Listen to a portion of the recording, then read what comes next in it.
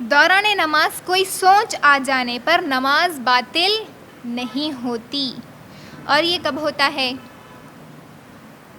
ہم دن بھر سے یا دن میں کوئی چیز ڈھونڈتے ہیں، کافی وقت سے ڈھونڈتے ہیں یا دن بھر سے ڈھونڈتے ہیں، تو ہمیں کسی ایک وقت میں، کسی ایک نماز کے وقت میں وہ چیز اچانک سے یاد آ جاتی کہ وہ چیز وہاں رکھی تھی، یا کوئی ایک بات یاد آ جاتی، سڈنلی یاد آ جاتی، تو وہ اس کی وجہ سے ہماری نماز باطل نہیں ہوتی. بخاری کی روایت، صحابی فرماتے ہیں میں نے رسول صلی اللہ علیہ وسلم کے ساتھ عصر کی نماز پڑھی. نماز کے بعد آپ فوراً اٹھ کھڑے ہوئے اور ازواج مطہرات کے پاس چلے گئے.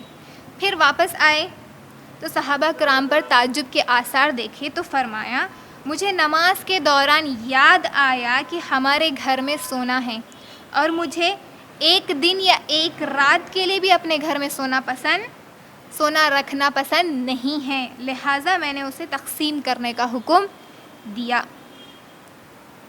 اچانک سے بات یاد آ گئی، اس سے نماز باطل نہیں ہوتی. لیکن آپ نماز میں پوری پلاننگز کر رہے، ہر چیز نماز میں سوچ رہے بولے تو یہ درست عمل نہیں ہے. خصوصاً نماز میں یاد آ گیا، خصوصاً نماز میں یاد کر رہے آپ کوئی چیز، یا آپ مکمل اس کو سوچتے جا رہے، آپ اچانک یاد آ گیا اس کو پھر اور کنٹینیوسلی سوچ رہے آپ بولے تو یہ چیز جائز نہیں ہے، یہ نہیں کر سکتے.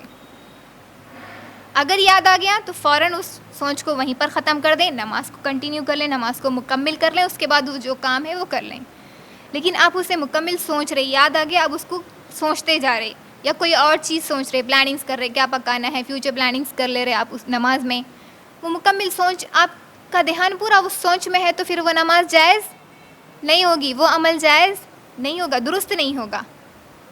تو ہم نماز میں اگر اچانک سے کوئی سوچ آ گئی تو اس سے نماز باطل نہیں ہوتی. اس کے بعد شیطان کے وسوسے ڈالنے پر دوران نماز تعوذ پڑھنا جائز ہے. احمد اور مسلم کی روایت، عثمان بن ابو العاص رضی اللہ عنہ نے کہا رسول صلی اللہ علیہ وسلم میرے اور میری نماز کے درمیان شیطان حائل ہوتا ہے، میری قرات میں شک ڈالتا ہے. رسول صلی اللہ علیہ وسلم نے فرمایا اس شیطان کا نام خنزب ہے. جب اس کی اکساہٹ محسوس کرو تو دوران نماز ہی تعوذ پڑھو اور بائیں طرف یعنی کہ لیفٹ سائڈ دل کے اوپر 3 مرتبہ تھوکو. عثمان رضی اللہ عنہ نے وہی کیا اور وہ فرماتے ہیں کہ اس کی وجہ سے اللہ نے شیطان کو مجھ سے دور کر دیا.